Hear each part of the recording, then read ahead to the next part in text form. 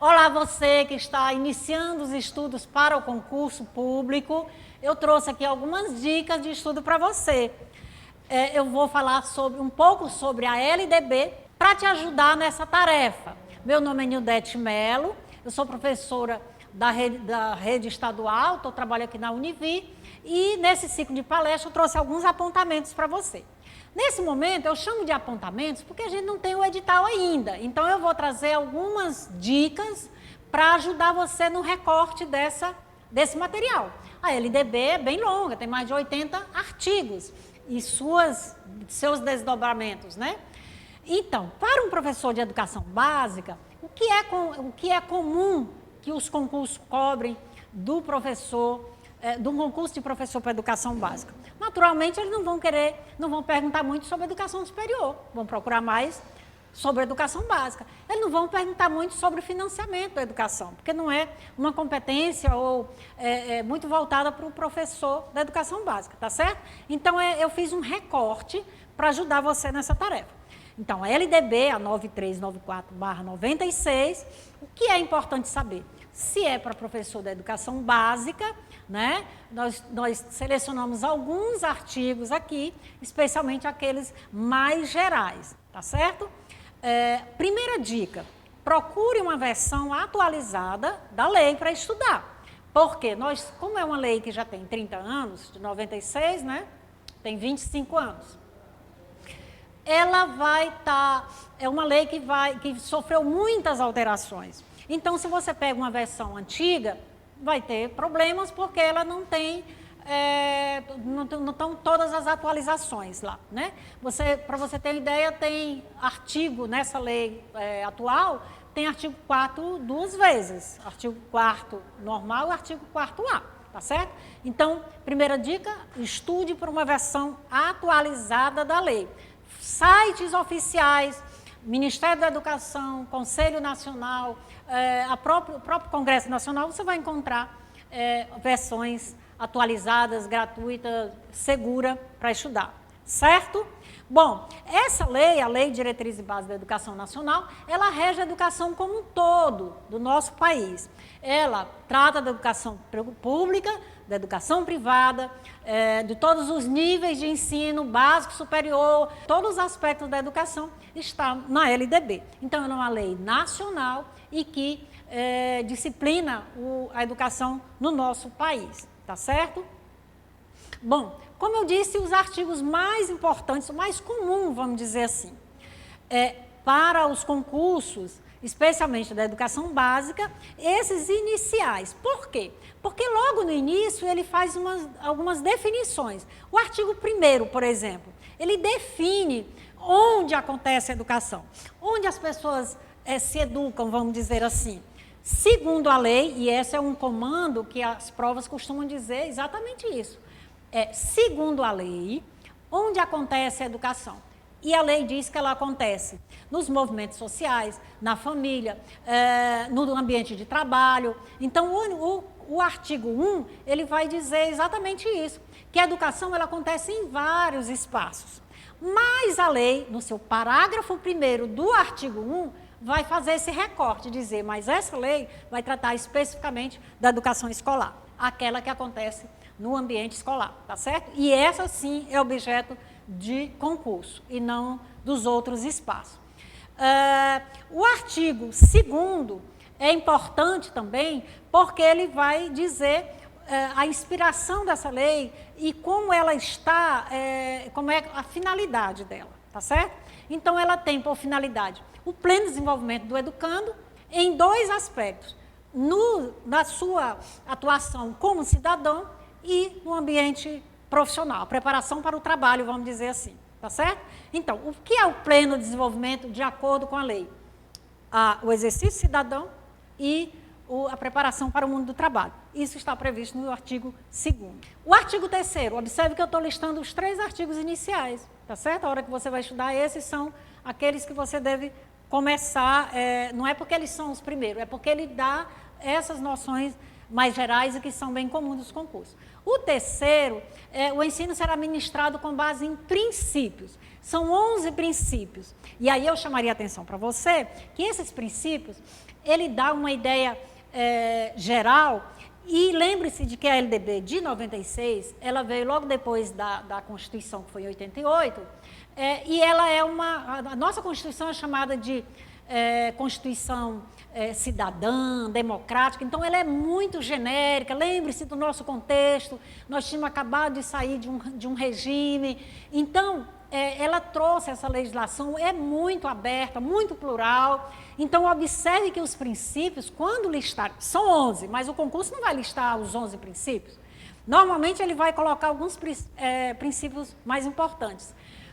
Atenção para quando tem uma questão restritiva. O que é restritivo? Aquele que ele limita, né? Não coloca numa coisa muito geral. Desconfie que isso não seria uma opção certa. Dentre desses princípios, igualdade, a igualdade de condições de acesso à escola em todos os níveis e modalidades, a gratuidade, a liberdade de aprender e de ensinar, a pluralidade de ideias, ou seja, esse ambiente, a escola precisa ser plural, ela não vai restringir o acesso de um autor ou de outro, não deve seguir apenas alguns autores. Então, essa ideia de pluralidade, ela se dá tanto no ensino, nesse sentido, como dos sujeitos que frequentam. Então, o respeito à diversidade, à liberdade, à tolerância, então são todos princípios amplamente democráticos que estão previstos na lei, tá certo? Então, fiquem muito atentos, leia com atenção e fique muito atento a questões que restringem alguma desses aspectos, porque com certeza não vai ser a opção correta numa prova de concurso, tá certo? Essa gestão democrática, por exemplo, como ela é o princípio, cada sistema disciplina como é que vai se dar. Um dos instrumentos da gestão democrática é o projeto político-pedagógico, tá certo? Os conselhos de classe, os conselhos escolares, são todos elementos que compõem a gestão democrática, ok? Depois, o artigo 4, o que é dever do Estado com a educação escolar. Então, nesse artigo 4º, ele vai trazer as obrigações do Estado brasileiro, Estado-nação. Estamos falando dos territórios Roraima e outros. Estamos falando do Estado brasileiro. Quais são as obrigações com a educação básica? Então, ele traz, primeiro, a educação básica obrigatória e gratuita de 4 a 17 anos. Atenção que você pega uma versão antiga da lei, vai estar lá de 7 a 14 anos, tá certo? Mas agora ela é obrigatória e gratuita de 4 a 17 anos. O 4 e 5 anos é aluno da pré-escola, depois o ensino fundamental, depois o ensino médio. Então, essa garantia também da educação infantil, por que está o artigo, o item 1 fala de educação básica, o item 2 de educação infantil? Porque a educação infantil também tem a parte que é pré-escola, né? E, aliás, a parte que é creche. Então, a creche ela não entra como momento da educação básica, mas compõe também esse sistema, né? Essa organização, tá certo? Que outra garantia que o Estado brasileiro é obrigado a prover? Além da educação básica gratuita de 4 a 17 anos, educação especializada para quem dela precisa. Por exemplo, as pessoas com deficiência, a pessoa com altas habilidades, com superdotação. Então, também está garantido em lei a assistência a essas pessoas, né? Assistência, que eu digo, a oferta, as condições de desenvolvimento da forma que ele venha a precisar.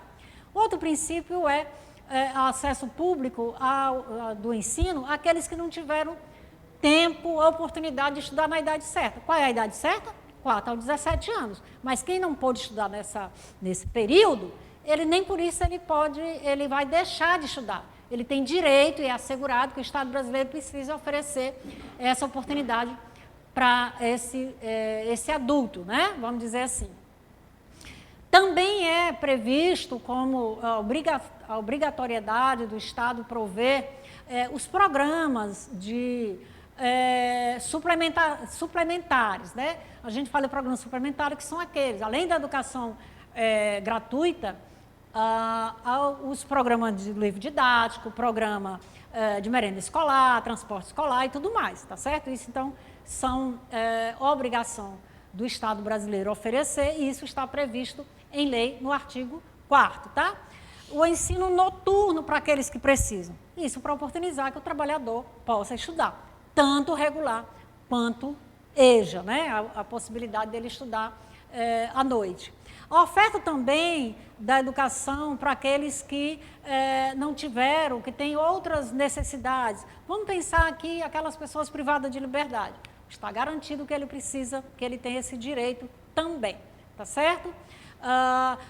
Uma curiosidade, o artigo 4º da lei, ela nessas reformulações veio o artigo 4º-A. O que é o artigo 4º-A?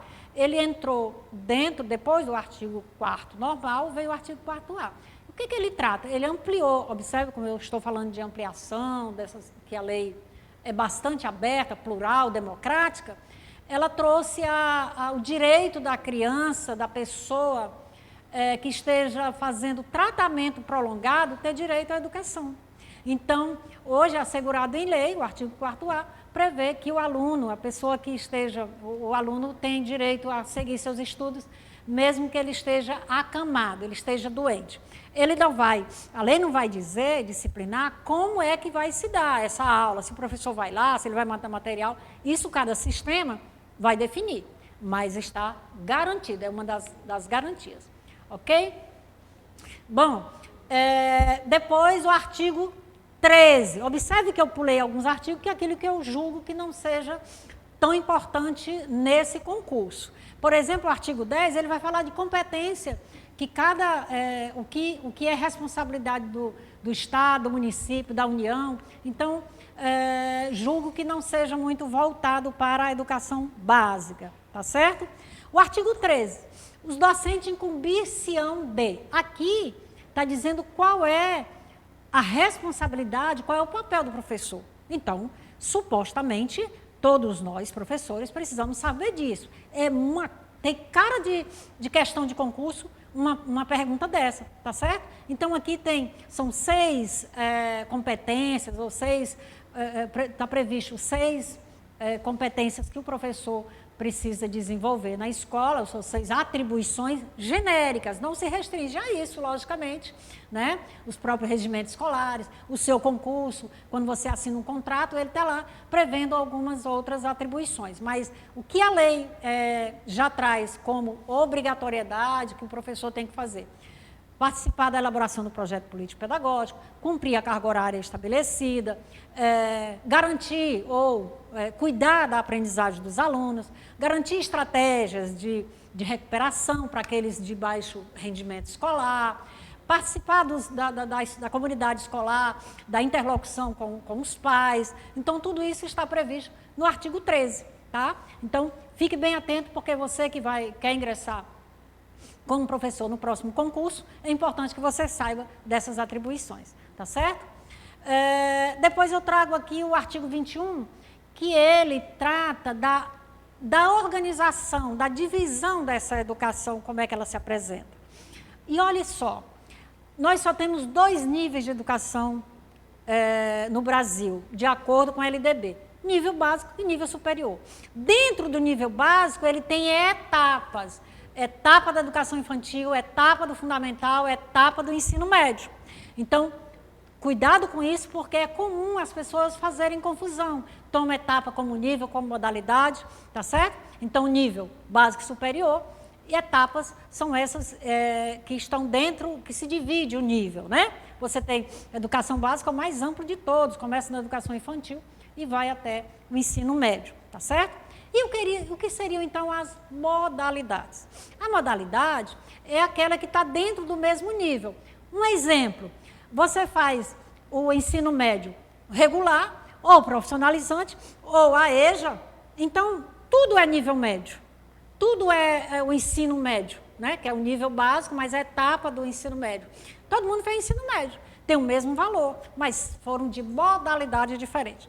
Então, a modalidade tem a educação indígena, que é a modalidade, a educação especial, a educação profissional, tudo isso são modalidades. Não confundam com etapas e nem nível, tá certo?